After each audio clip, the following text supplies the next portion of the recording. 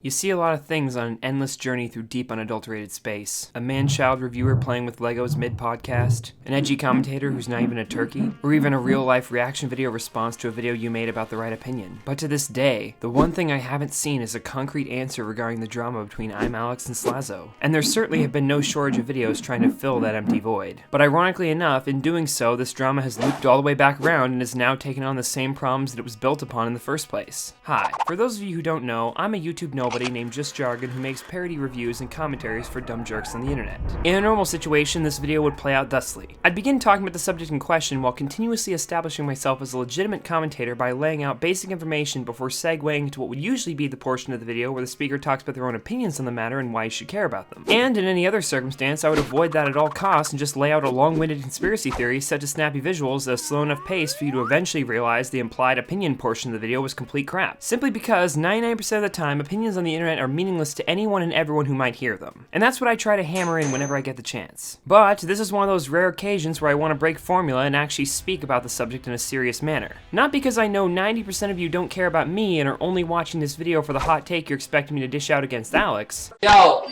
everybody type in the chat, Alex is a stupid... But because there is no parody I could make that could highlight the problems with the commentary community in this situation better than just spelling it out. Because at this point, the commentary community has essentially parodied itself. By means of this. If you're completely in the dark and came to this video wanting me to spell it all out, here it is. Slazo was accused of bad things. Then he essentially vindicated himself of everything that extends beyond just being a crappy boyfriend, but the damage was done and the commentary community had jumped on him prematurely. But once his response had dropped and most of the members started doing damage control by deleting their videos or trying to cover themselves, one member in particular didn't. I'm Alex doubled down and insisted his video on the matter was necessary and that Slazo was still guilty of enough to make him worth parting ways with as a friend. Now, obviously this was quite surprising to many and it caused a bit of an outcry from angry viewers who felt that an apology was in order. But as time passed, rumors began to float around that Alex had actually conspired to set up the original allegations with hopes of purposely destroying Slazo's reputation. But what's important to note is the fact that up until this current day, Alex has not responded or elaborated on the reasoning for his controversial Twitter response. Which leads us to a more noteworthy overarching issue here. For the second time in a row in the same fragment of YouTube drama, the commentary community has rallied against a person before they can properly respond while the general public can only try to guess his motivations. Whether Alex did what he was accused of isn't the point here, because right now no one knows and yet the entire internet has turned on him all the same, exactly as they did with Slazo. Some believe Alex's decisions were based off of his personal interactions with Slazo and that he was being genuine. Others think it was a conspiracy that he was at the forefront of for personal gain at the expense of Slazo's reputation. But as I've said, he's been prematurely deemed guilty by his peers and the public before he can get his word in directly, which is the real issue here. And it's exactly what I was going to talk about in my last video on the matter. Before the ideal video I chose to respond to was dramatically yet tragically ripped away from me as I held its fading body in my hands while YouTube erased it from public access at the creator's request. The heartless bastard. So that being said, I guess this will just be a lesson on the costs of jumping on a situation too early and the damage it can do to both yourself and the person under fire if you turn out to be wrong. Oh, and if you actually want my opinion on whether Alex is guilty or not, I personally think he did conspire to falsely accuse Slazo, but that's just from what I know so far and I'm not going to structure the entire video to be tearing into him before the dust settles. I could go into the evidence that's been gathered on each side of things, but that's been done a million times over by now, and plus I'd rather wait till some of the bigger players step in and bring some more definitive proof. Worst case scenario, I'm wrong about Alex, but the overarching theme here will stand the test of time regardless. I hope at least.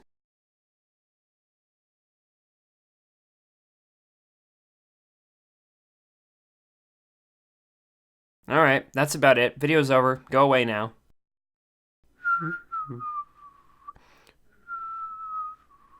I can't whistle. I love it. Keep doing it. Keep it up. Keep it up, bro. You're the best.